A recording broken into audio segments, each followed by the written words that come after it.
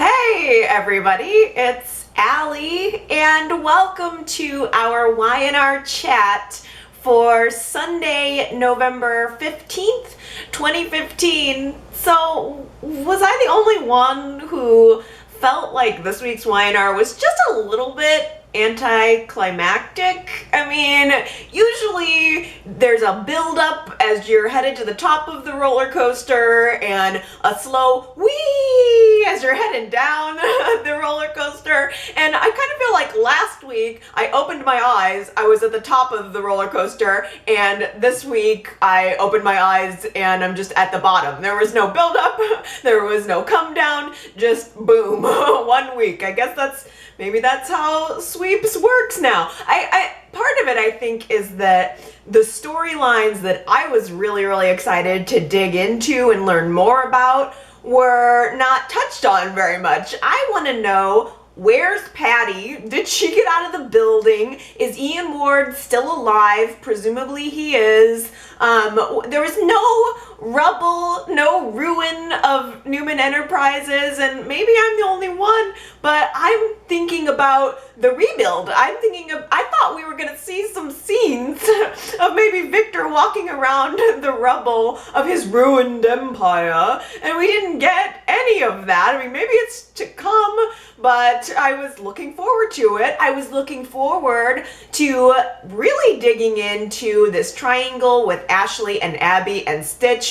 Right or wrong, Y&R has piqued my interest in this love triangle. And just briefly, because there was one scene about it, just on, I think it was Monday's show, it was just basically Stitch being in the hospital and Abby ready to plan the wedding and Stitch realizing everything that was said and deciding not to break up with Abby, not to inform her about the truth. Obviously, Ashley did the same thing. And I had this realization that even though I'm very intrigued by this storyline, there's no happy ending here.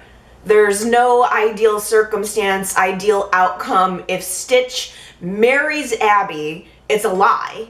He's going to be marrying the woman that he doesn't fully and truly love. If he dumps Abby for her mother, he's loathsome. So there's no good out for him other than not choosing either of those women. And I think all know that's probably not going to happen. But just a quick mention on that storyline. Hopefully there'll be more next week. The big focus for this past week was the baby switch, Nick, Sage, Sharon. The whole thing at Fairview is so painful to watch. It's painful to watch Sharon be duped. It's painful to even watch Dylan be duped. It's painful to see exactly how the doctor has done it. That scene early in the week where the doctor is removing and putting on Sharon's pregnancy pad. The way that she is just absolutely screwing Sharon over it's horrific. I can't imagine anything worse. The doctor has gone to such intense lengths to pull this whole thing off. She even had this fake ultrasound to show Dylan, and Sharon and Dylan learned the sex of the baby. Last week, we had that implied baby switch. We didn't exactly see it. And then this week we're finding out, oh, surprise, Sharon and Dylan are having a boy. We know at this point it's obvious what's going on. It's very similar to what happened with Sharon and Ashley and the Faith baby switch that Adam did. The cruel twist of fate here that I think was intentional on Y&R's part, and which I like, is that Sage's baby, Christian, is probably going to be Adam's. It probably is Adam's. And this time, Adam is the one who's getting his baby stolen, getting his baby switched.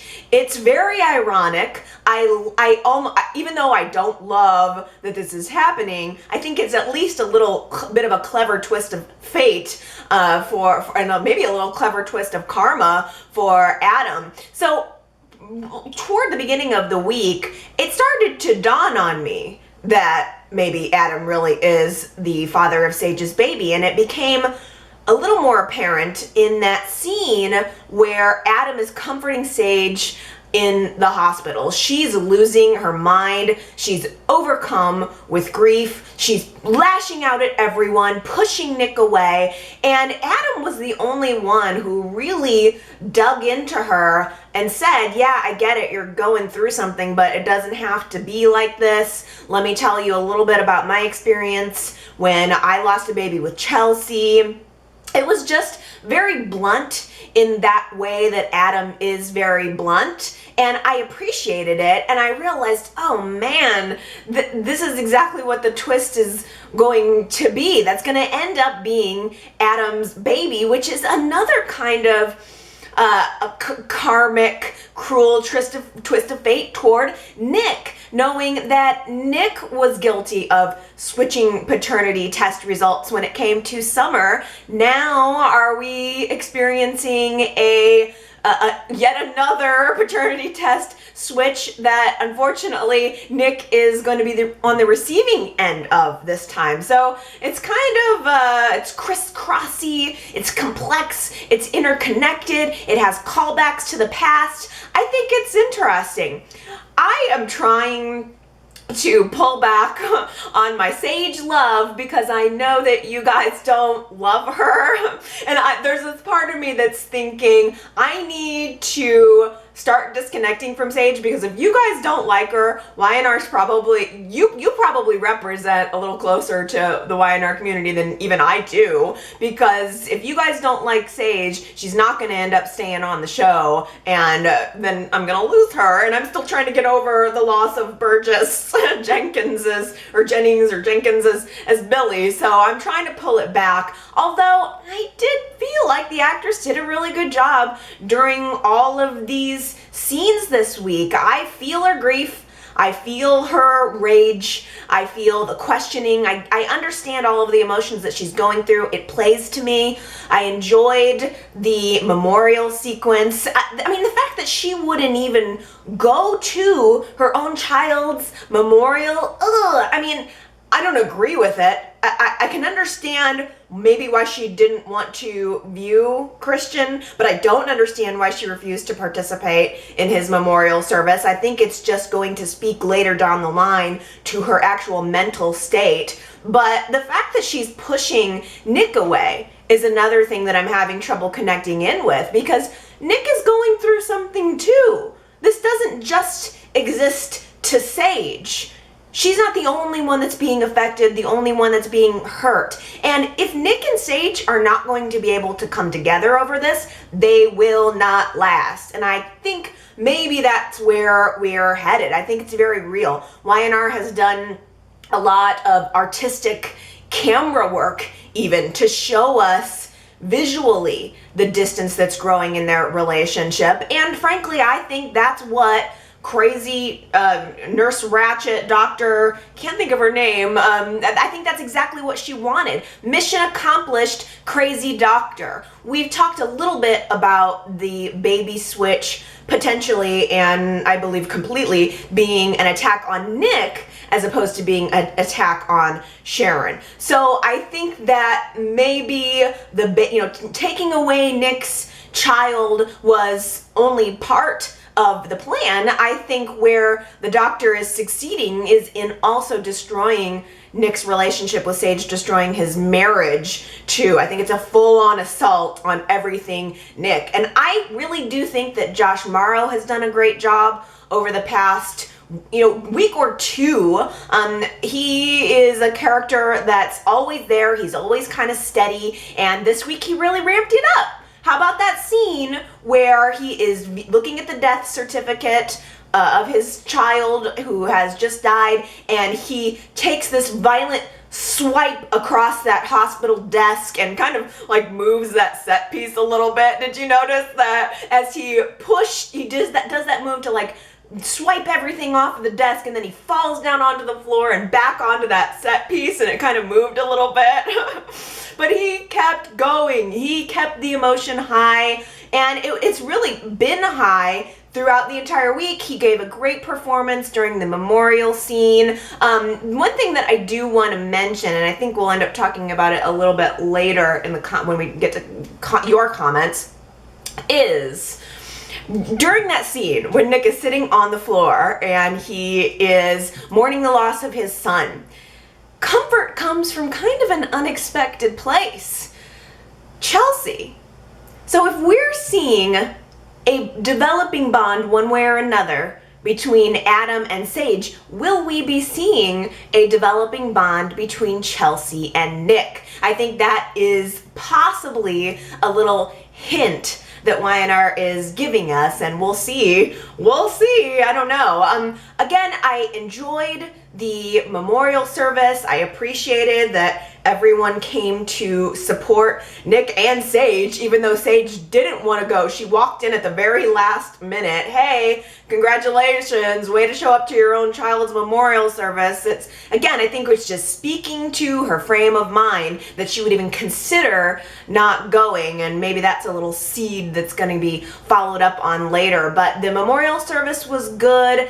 One of probably the scenes of the week for me was Sage and later Nick trying to talk to Faith about the loss of Christian. It was really heart-wrenching. Sage couldn't do it. She was trying to find the words, trying to muster up the strength to break this little girl's heart who's so excited to have a new brother, and she ultimately got interrupted, almost telling her, got interrupted by Nick. Nick kind of took the reins and had to tell Faith the truth of the harsh truth of life that her little brother didn't make it. And I thought that the little actress did such a good job, and I've seen several people commenting over the course of the week that they really appreciated how well the little actress did. So bravo to her. She played it well. In her face, her eyes looked swollen, and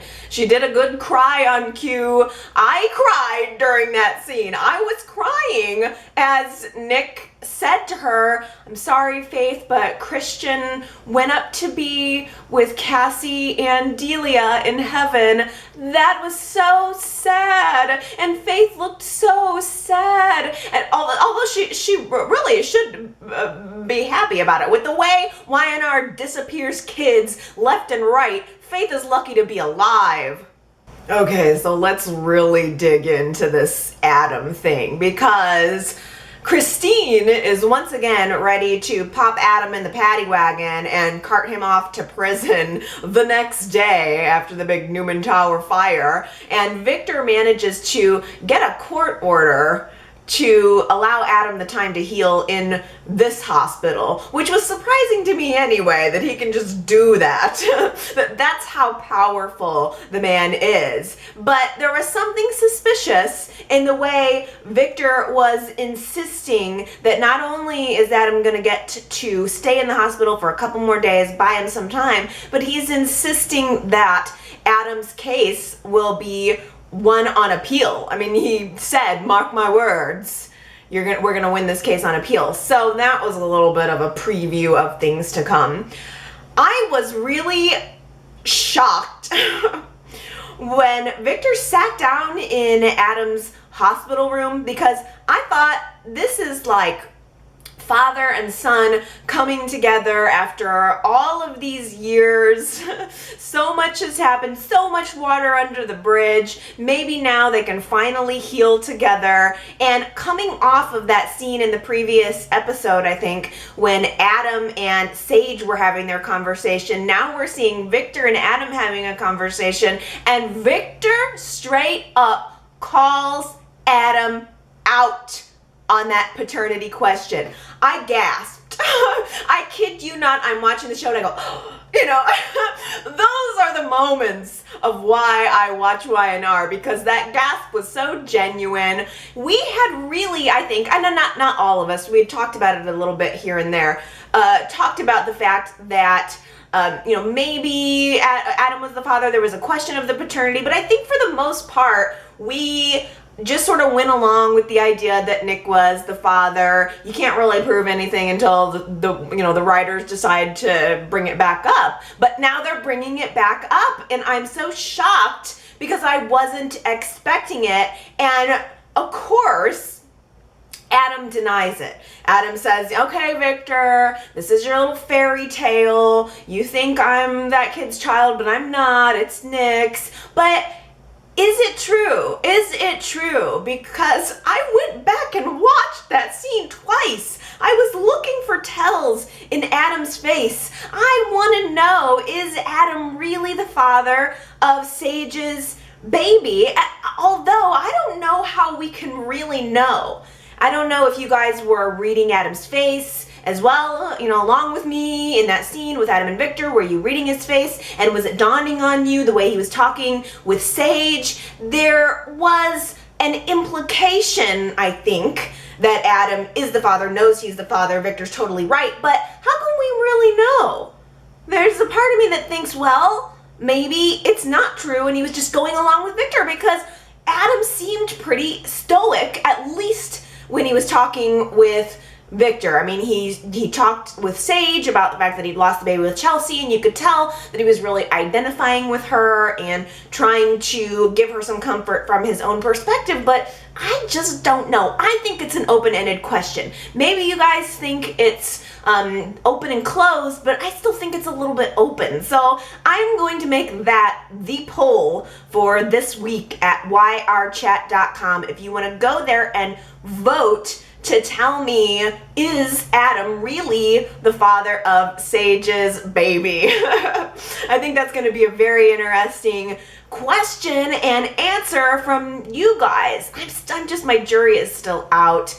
All that matters right now is the fact that Victor thinks that Adam is Christian's father, and so he decides that's enough dirt and information to blackmail Adam with. Here I am thinking this is this wonderful moment between father and son, and yeah, Victor called Adam out on his BS the way Adam called Sage out on her BS, but I wasn't expecting it to turn into blackmail. It was literally, I love you, son, now I'm gonna blackmail you. Which is kind of a good twist, I suppose. I mean, it can't be all lovey-lovey for too long. At least we got some sensitivity between these two guys, a little bit of a sense of their bond, and now here we are, right back to kind of where we were. They're just too much alike at the end of the day. But Victor is blackmailing Adam pretty much on two fronts. Because it's not only, I won't tell Chelsea about the fact that I know that you switched the paternity test results and you are indeed the father of Sage's baby. I won't bust up your whole family and your whole life and this whole secret that you want to be keeping, which, by the way, on the side is kind of horrible toward Nick. Like, Victor's kind of choosing Adam in this moment, and knowing that Nick is mourning and never gonna tell him the truth. Of course, they don't know that the baby's still alive. But the blackmail from Victor is not only about the child, it's also the fact that Victor's saying he has a surefire way to get Adam out of jail, to keep him from going to prison, if only Adam chooses to do whatever it is that Victor wants. And Victor's big request of Adam is that he help Victor restore his empire to its former glory. You could have just asked Victor. It's so classic Victor. You didn't need to strong arm him. He probably would have done it anyway. Well, I mean, if you would have said, son, I love you. I'm totally going to use all of my resources to get you out of this because I'm your father and that's what I do.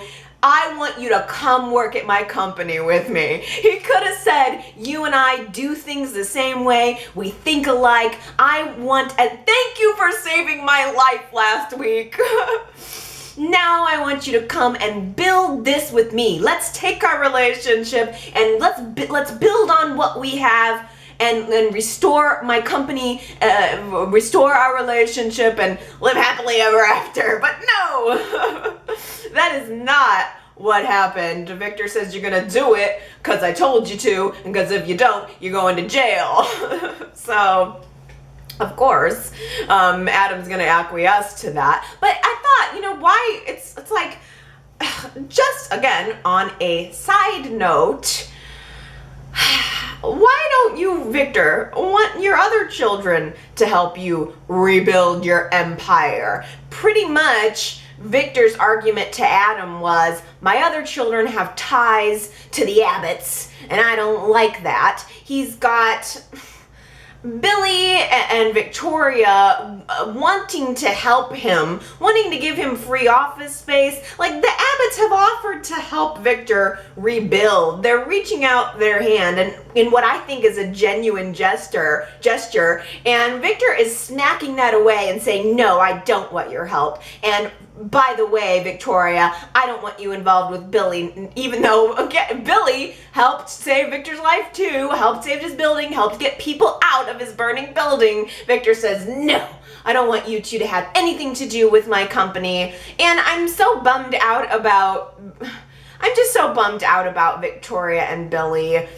There was just this little scene in the week where Victoria's questioning Billy and whether or not his gestured help is indeed genuine, and there's some doubt still between them. They've come back together. They are, for all intents and purposes, back together, raising their family as it should be, but there's still a little twist. She doesn't entirely trust him. He doesn't maybe entirely trust her, and I feel betrayed by Burgess. I really do, because Victoria and Billy in that relationship, in that story, is just now hitting its stride, and we're gonna be without it. It's gonna be done. They're gonna recast Billy, or they're gonna send him off of the landscape for who knows how long until we find another Billy, and then we're gonna have to adjust into this all over again, and I'm just so disappointed over that. But Victoria is not the only one who has ties to the Abbotts.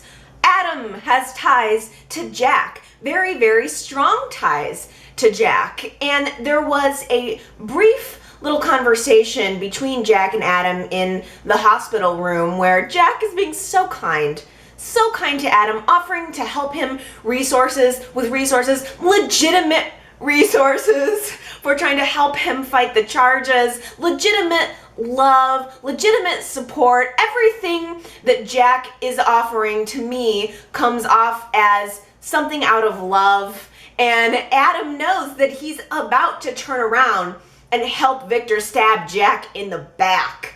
And it was clear that Adam was sort of laying some groundwork with Jack by saying that he has hope for rebuilding his relationship with Victor so that it won't be such a surprise and it won't be so suspicious when Adam turns around and takes that job from Victor and Jack's left scratching his head wondering what they're up to.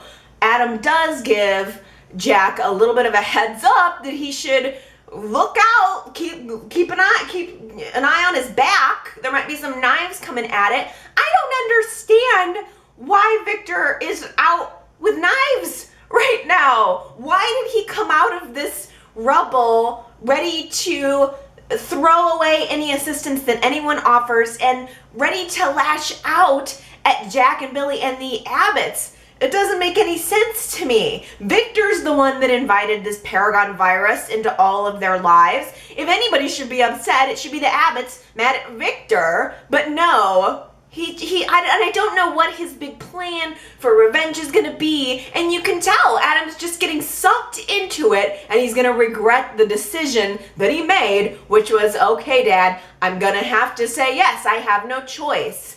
At the end of the day, it is between choosing Jack or choosing my son and my wife, and he chooses his son and his wife. He's just gonna have to go along with it. So, there you have it. Victor, the only thing really I think that's left to be revealed about this is exactly how Adam's gonna get off the hook. We know Victor's gonna get him off the hook. There is a new judge in town who seemed like she was gonna be harsh on Adam, and then in the end it became clear that she was somehow indebted to Victor in some way. I loved that Nikki had this moment where she approached her and said, we maybe haven't had the greatest relationship. Have I done something to offend you? Because this lady is super harsh. She doesn't want to have anything to do with the Newmans. Nikki said, well, every time I've hosted a charity event, she's just running the other direction from me. So I don't know what I've done to offend her. And it's obvious to us now that Victor has something on her. He's throwing her out into the foreground so that it looks like Adam's gonna get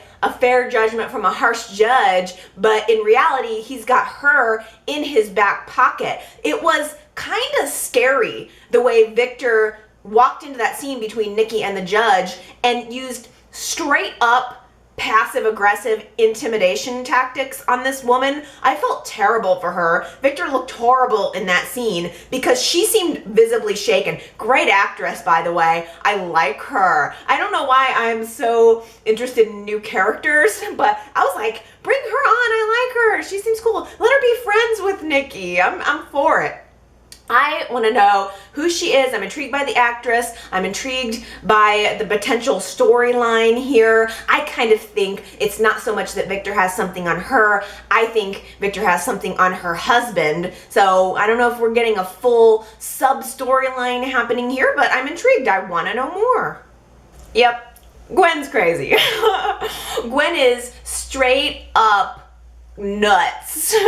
She might very well be a perfect match for Neil because they're both out of their minds. Hilary is saner than both of them. I'm so glad to have her back, by the way.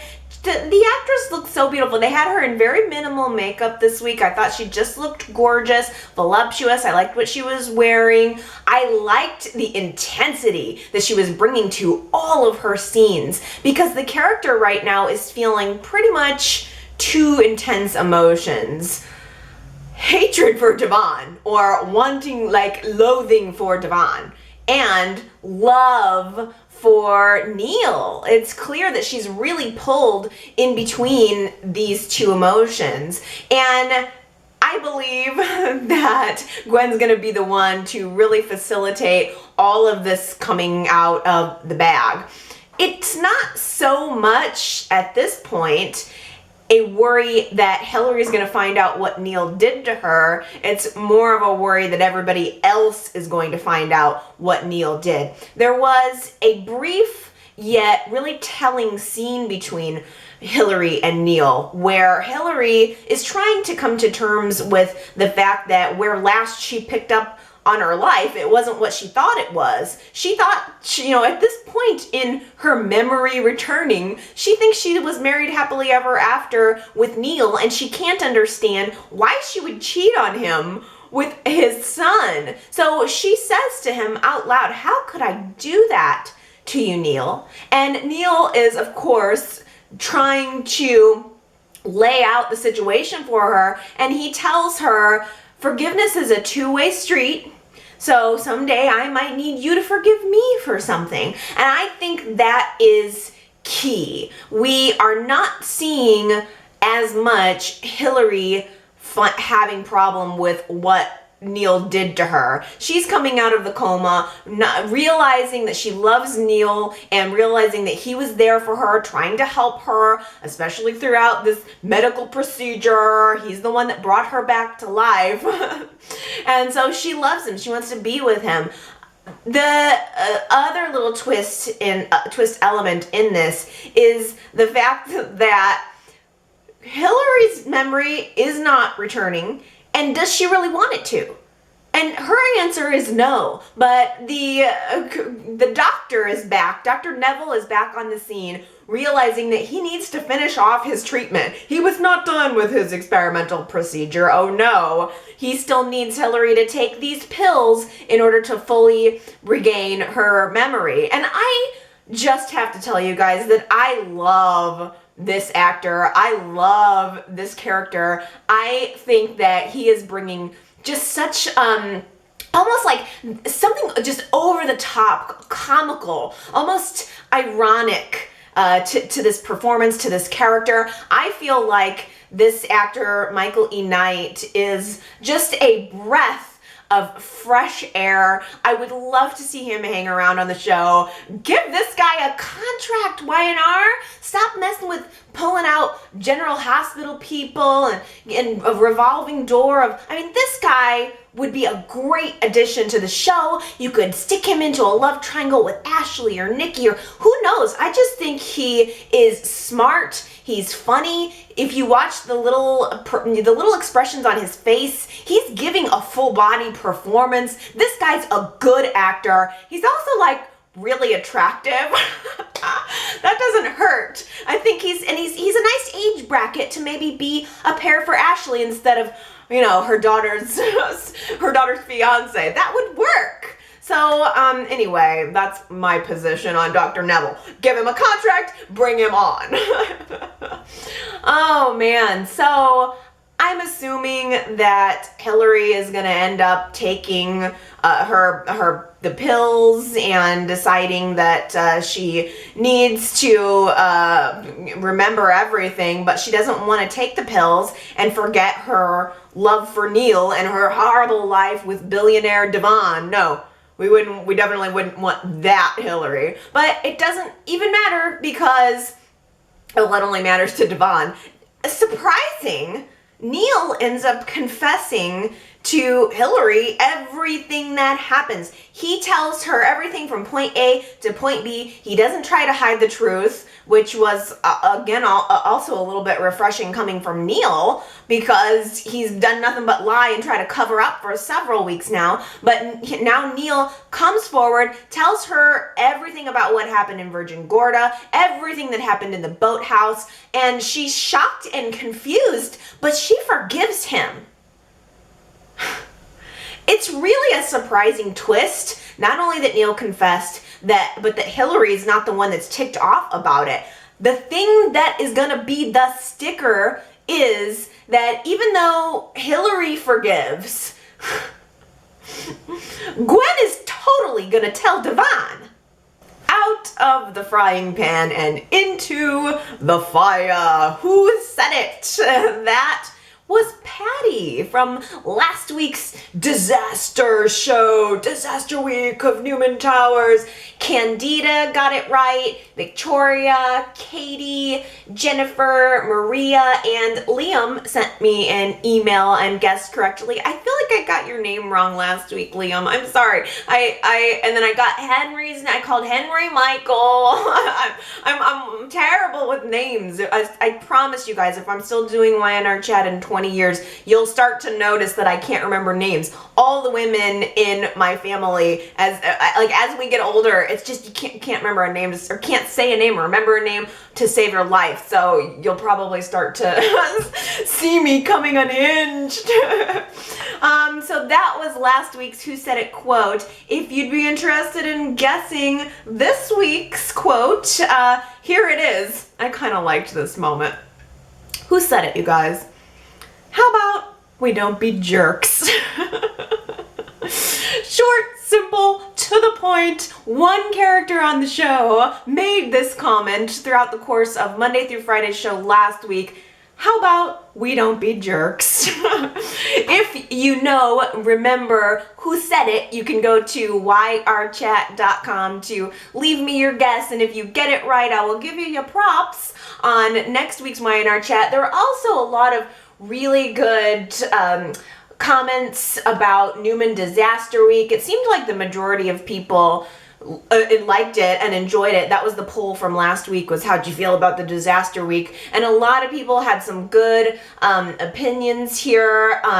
Lot Valley left a really good pros and cons about the whole thing, because it was a little bit of both. I mean, the big explosions and the little moments, I thought it was good, but there were definitely some things I could think could have been a little bit better. But for the most part, it seemed like the majority of people really liked it. So you can go to yrchat.com to leave your guess for who said it. You can vote in the poll there. And also, by the way, you can talk to other YNR chatters. That's kind of the beauty of having that there. So you can read other people's comments and find out what other people besides me are thinking about the show. But of course, the most entertaining part of the whole week for me is reading your comments. Let's start out with Eric, who left me a voicemail saying something that I was thinking. Eric says, for someone who has just lost his child, Adam is being so nonchalant about it. He should be like to Nick, hey, it's my child, hate me all you want, this is my child. And I agree, Eric, I think that's a really important point, and the entire reason why I put that poll up for you guys to vote in, because I don't think it's a cut and dry case. Adam has not, if he did switch the paternity test results, it doesn't feel consistent with his character to me, because it's like Adam, like Victor, is viciously protective of his child. Adam would do anything for a child of his, and there's this part of me that just can't see him choosing to let one go. That just doesn't make sense to me. So that's why I think that poll is particularly important, and I can't wait to see those results coming up. Amanda left me a voicemail that says, hey, well, actually, no, I think this was on Facebook. I'm the worst. I'm telling you. Amanda says, while everyone is worried about Sharon's bipolar issues, has anyone checked on Sage's? That girl is a roller coaster. I love the actress and the character, but she's a wild card for sure. Yeah, I think I think YNR is establishing her insanity for sure. And Anna thinks so too. She left me a voicemail first with a zinger saying, how many DNA test results can Nick have tampered with in the course of a year or two? But Anna says, my prediction is that Sage will recognize her baby with Sharon, and everyone will think she's crazy. So Anna is saying that Sage is going to see Sharon with her brand new baby and say, wait a minute, that's my baby, I'm sure of it. Everyone else in Genoa City says, okay, cuckoo. And maybe they send her off to Fairview. Likewise, Katie on Facebook says, I wonder if Sage gets so filled with pain and grief that she has to end up being admitted to Fairview with Sharon, and that's where the whole baby switch had happened. Sage will know it's her baby and no one will believe her. So I'm inclined to believe you guys on that one. I think that's a pretty darn good prediction. I had asked last week how you guys really felt about Sage. Did you like her? The majority of people said no, or maybe those were the people who mostly commented. But Edith left me a message at yrchat.com, and she said she hopes Nick and Sage stays together. I mean, I don't know if they will, though. I think their relationship has potential, but there's part of me that just thinks YNR is showing us the distance between these two for a reason. I wonder if they're going to keep the actress on the show. I don't know. Ryan, conversely, says on YouTube, I really hope Nick and Sage break up. Same with Dylan and Sharon. I want Schick back. But I think we might be headed for a Nick and Chelsea if Sage and Nick don't work out. Yes, Ryan, that is exactly what I was thinking. Well, on both counts, because there is this part of me, I'm not going to lie, that wants Nick and Sharon to get back together. I don't know, maybe it's just the old YNR fan in me, but there's something about them as a couple that's so classic and so comforting, and I like their love story. Yet I am strangely not opposed to the idea that maybe Nick and Chelsea would get together. Question, did you guys pick up on that scene? Did you think that maybe YNR was planting a little seed there? Maybe start with a little friendship between Nick and Chelsea and let it develop? I know that Adam and Chelsea fans are like losing their minds right now, saying no. But you never know. You never know. So you guys, for sure, let me know how you feel about that, about Chelsea and Nick potential. Rocks Grace on YouTube was having a conversation there with another YNR chatter. So don't feel like you guys can't talk to each other too, please. But I just kind of plucked out this little part of it because I thought it was interesting. Rocks Grace on YouTube says, honestly, I feel like the character of Sage was never properly developed. Why did she participate in this extensive surgery plan to transform Adam into Gabriel, a man she supposedly loved? What did she do before she came into Constance's services? She's an empty character. She was thrown in with Nick in a forced way, and it's hard to care at all about them. I just can't get a grasp on the character, and the actress chewing and spitting out her scenes doesn't help me in the least to connect with her. Wow.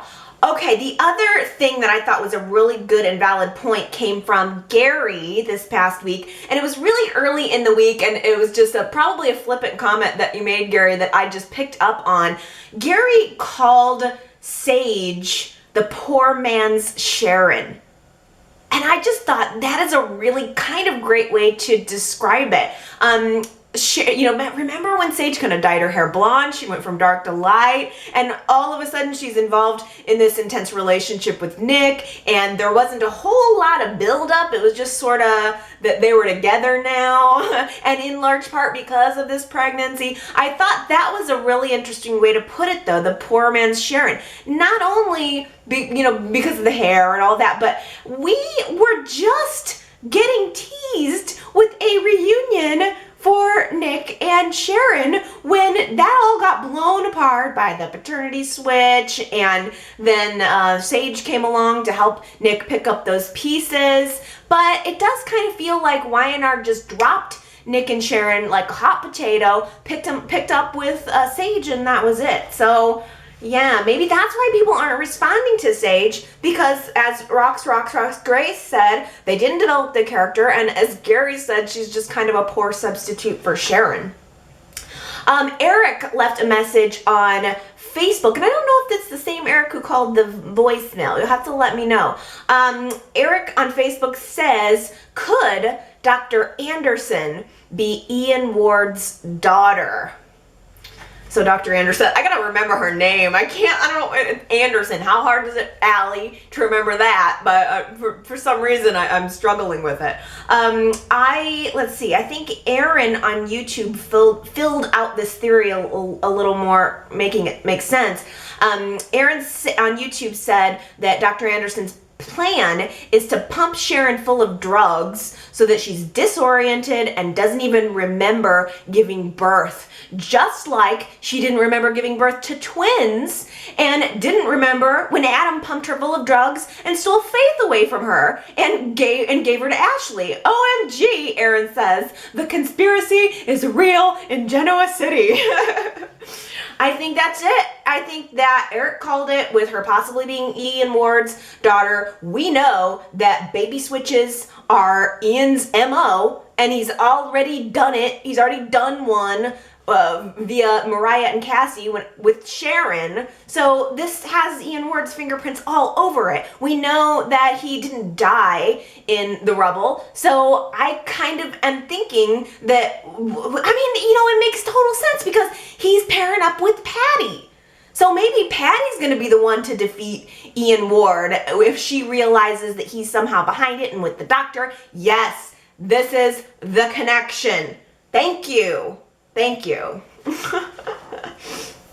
Oh man. Beatrice left me a voicemail. I was wondering where you were, Beatrice. She moved and hasn't got the cable set up yet, which is that just takes me back to the days of YNR and maybe accidentally missing my VCR recording, or that I've had that happen to me more than once, and it's the worst. It's weird because Bobby messaged me on Facebook. She's having wiring issues in her house and she's not able to watch YNR. So what is it with everybody not getting to watch the show? I mean, especially during big sweeps weeks. That's terrible. I'm gonna try to do my best to recap for everybody. If you missed it, the baby switch totally happened, but Christian is not dead. Pretty much everything else has been sort of been explicit. I mean, Beatrice said, "What's up with Gwen's crazy eye?" Yeah, I mean, I think that she's nuts. She's going to play a major role in telling Devon what had happened. So I do my best to recap. I don't know if I ever do, I don't know if I do a perfect job. I try to comment and fill in the blanks, and so I hope I can do that for you, or I hope I've done that for you. Beatrice also asked, how about a Bold and the Beautiful review? I've had a couple of people ask me, since I watched Bold and the Beautiful, if I would do a Bold and the Beautiful chat, and the only reason why I don't is because I am always behind on the Bold and the Beautiful. Bold and the Beautiful is kind of my my candy at the end of like the day or the week. I sort of watch it whenever I have a chance, and it's not always on track. So I would feel bad talking about Bold and the Beautiful when I'm not caught up with everybody else. Like YNR, I keep myself on a tight schedule. Gotta get that stuff watched. Gotta get the show watched so that I can get the latest information out. I don't necessarily get that. I just don't get that chance with Bold and the Beautiful too. It would be so much. And that's so interesting though too, because Christina had emailed me last week and said, I always want to like participate in stuff, but I'm always behind on the show. I would be definitely behind on YNR if I wasn't doing YNR chat. Jason on Facebook messaged me and said, if you ever need a guest on your podcast to have two people talk about the show together, let me know. I would love to talk about YNR with you. That's a good idea, Jason. I should totally do some guest spots because some of you have certainly reached your own level of YNR chat fame here. There are the regulars, like the regular commenters are definitely becoming like YNR chat famous, I suppose. But I tell you, doing YNR chat here is like a full-time job. I could full-time job YNR if maybe someday, who knows. I will end on this. Daisy on Facebook says, Nikki back home with Victor. I see this as great news. She must have gotten her strength back, and hopefully we'll see a lot of family parties at the ranch during the holidays. Those are always great. I think Nikki is the glue to bringing the family together, but also I'm hoping she'll become the wise owl that Catherine was. Thank you for mentioning that, Daisy, because it was one of those little quick moments at the beginning of Friday's show where Nikki revealed she's moving back into the ranch with Victor, and I don't know why I didn't quite fit with anything else I was talking about, but I noted that too. I was happy to see her and Victor back together. She needs to keep that man on a leash and it'll never happen, but I would love to see some YNR holiday parties at the ranch this year, but I don't know if it's gonna happen. I think YNR probably blew their budget for the rest of the year on last week's explosions. The time has come. If you've been following YNR chat over the course of the past month, you know that I've been teasing my new series of handmade Genoa City soap. I just love the pun. It makes me happy. I've made a total of 8 bars of soap, cold process soap, representing 8 characters on The Young and the Restless, and now that all 8 have been revealed, it's finally time for the big Soap for Soap Fans giveaway. Yay!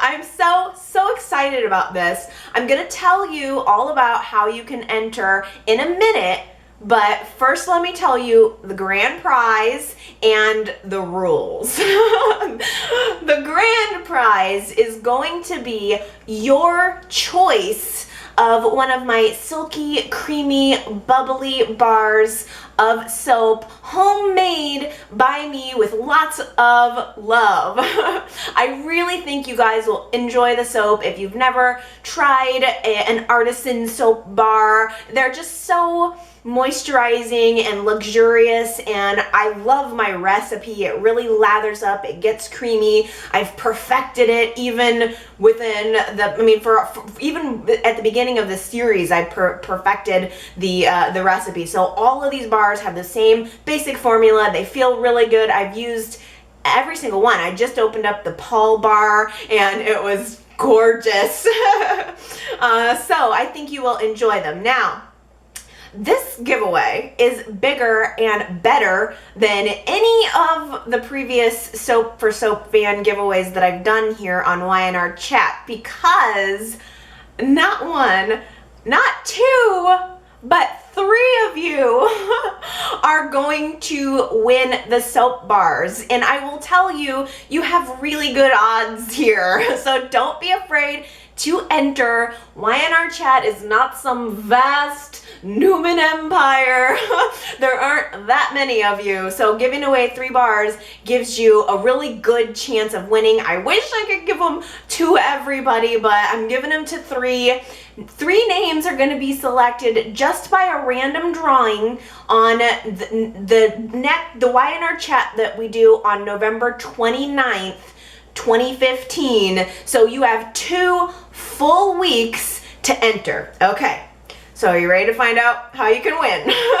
I know you are. I've had such a positive response from everybody about the soap that I started a brand new blog for this project. So for now and for future giveaways, I think it'll be a nice central place to keep everything soap related instead of doing it all under the YNR Chat website. So if you don't care about the soap, I don't want to force it on you or whatever. So I will give you the web address for the brand new blog in a moment, but first I gotta give you the rules. I gotta give you the instructions. So here's what you can do on the blog. When I give you the web address, there is a huge banner, you can't miss it. It says Soap for Soap Fans Giveaway. Just click that banner, and all you have to do is leave me a comment and tell me which soap bar you want. You've got the choice of Nikki, Victor, Paul, Christine, Jack, Phyllis, Neil, Ashley. There are 8 different choices. They're all really good. I can't even show them to you right now, by the way, because they're all wrapped up and ready to go. When we do the giveaway and the winner's announced, I'm gonna have it in the mail for you quick. So on the 29th, after everybody's had a chance to get in their entry, tell me which bar of soap they want, I'm gonna do a random drawing live on YNR Chat. And if you are the winner, you will receive the bar of soap that you asked for in the comments on the blog. So all you have to do, go to the blog, leave a comment, say, I want Nikki, I want Victor. Please only choose one though. I know it would be hard to choose one, but just choose one. And if you win the raffle, you win the bar. So the only thing I ask of you is to please, please, please leave your entry on the blog. Please. No YouTube, no Facebook entries, no emails, no yrchat.com entries. I beg you. I've got to keep it all organized. That's the one thing I learned from the previous giveaways, is just too much to have the entries in 7 different places. I gotta put my foot down here. If you leave your entry anywhere but the new blog, I am not counting it. I gotta be stern with you guys. So this is super easy. Just leave a comment telling me which soap you want to have, and they're all good. They're all good. They're all adorable. If I were you, I would choose based on the fragrance description. So it's like, I wouldn't just say, okay, well, Phyllis is the character I like best, so I want the Phyllis bar. I would go through and read the fragrance descriptions and decide which one appeals to you most, because you're going to get to use it and smell it and all that stuff. So I put the fragrance descriptions for the bars right there on the blog too. So you'll have everything that you need when you go to the blog. Now, finally, the blog website is genoacitysoap.com.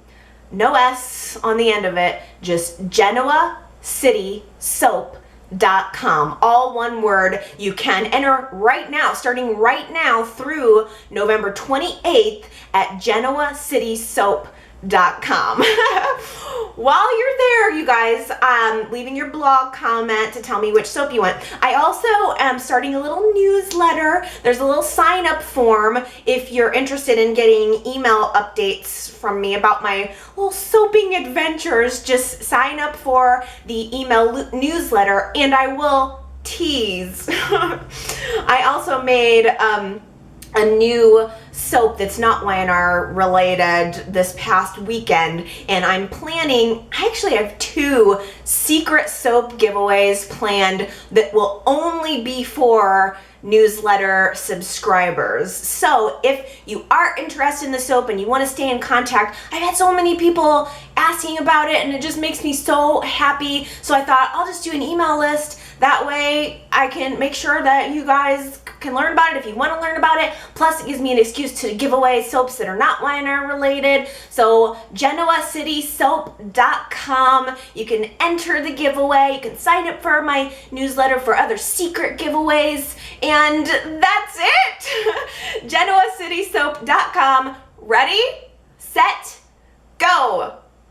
You guys are the best. Thank you so much for listening and watching and caring and commenting. I can't tell you how much I really appreciate all of it, and I love you guys. I really truly do. I love reading all of your comments. I read every single comment. I listen to every single voicemail. Sometimes it takes me a little bit to get to everything, but I do digest everything that you guys have to say to me. So don't be afraid to comment. You can go to yrchat.com and find the blog.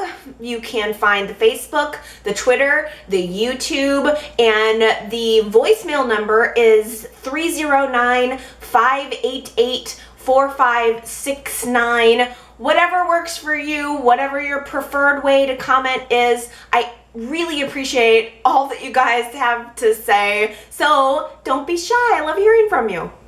Whew, okay. I think that does it for me for this week. I really hope that YNR circles back to all of this disaster week stuff that I was missing out on.